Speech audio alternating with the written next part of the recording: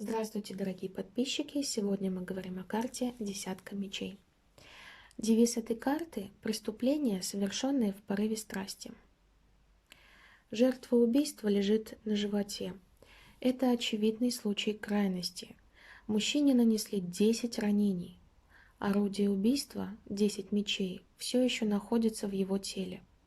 Зловещие темные облака клубятся в небе, но на горизонте уже показалось слабое зарево света. Десятка мечей – одна из наиболее страшных карт в колоде Таро. Стоит посмотреть на жертву, пронзенную десятком мечей, и не останется сомнений, что это преступление, совершенное в порыве страсти. Прочие убийцы не дойдут до таких крайностей. Это не романтичная карта. Она не предвещает ничего хорошего. Большинство специалистов Таро интерпретируют ее как карту страдания, боли, утраты, иллюзий и горя. Когда вы видите десятку мечей в толковании романтических отношений, вы можете обнаружить, что все ваши мечты умерли, а планы никогда не осуществятся. Но поднявший меч от меча и погибнет.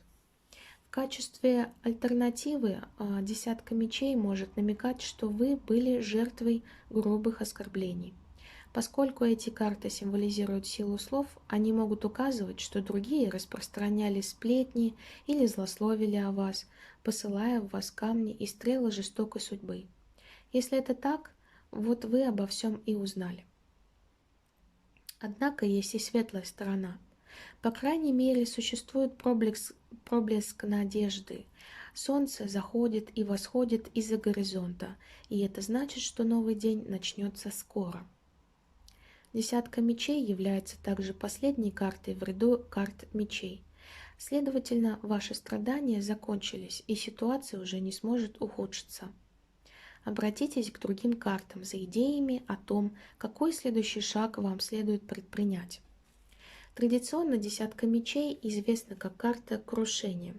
В астрологии она соответствует третьему десятку градусов близнецов, где яркий свет солнца побуждает своих последователей ясно мыслить и учиться видеть картину целиком.